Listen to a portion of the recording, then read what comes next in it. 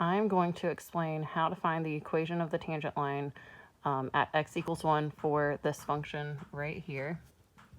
Your first step is to find the derivative, and to do that you'll need to use the product rule. So I go ahead and I define g of x to be 4x squared and h of x to be e to the power of 3x, and then I find each corresponding derivative. This is just simply using the power rule here. And then right here, you could use the chain rule, but I just did it in my head.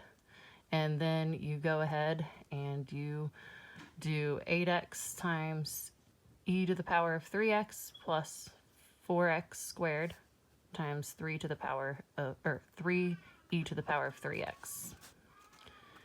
And that's what I wrote down right here. And then I went ahead and I simplified a little bit. And this is what you should end up with. So you just do 4 times 3 to get 12, and then squish them together. And then once you've done that, you are going to plug in this x value, the 1, into your derivative so that you can get the slope of the tangent line that we're trying to find.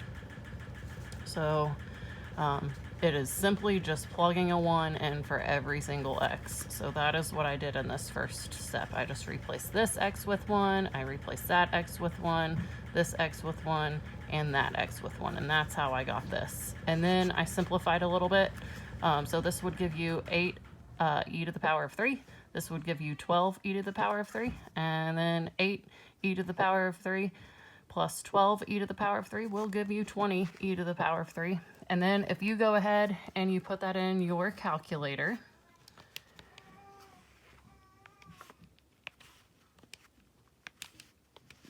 you are going to get approximately 401.71 if you round to the nearest hundredth. And that's what I'm doing because I feel like it.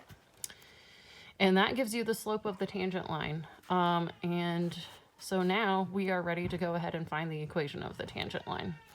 We have the slope, we have the x-coordinate of a point on the tangent line. Now we just need to get the y-coordinate of the point that's going to be on this tangent line.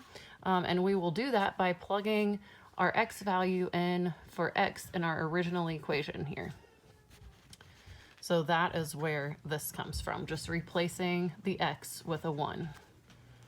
So that's where this is coming from. And then when you do 4 times 1 squared, you just get 4, and 3 times 1 is obviously just 3. So you get 4 e to the 3rd power, and then you're ready to plug it into your calculator. So you just do 4 e to the power of 3, and you get approximately 80.34. And this just gives you the y-coordinate of the point that's on this tangent line here. And then you just use point slope form and you get this equation. If you are more interested in slope intercept form, you are more than welcome to get your y by itself, but I am not doing that. And that is all.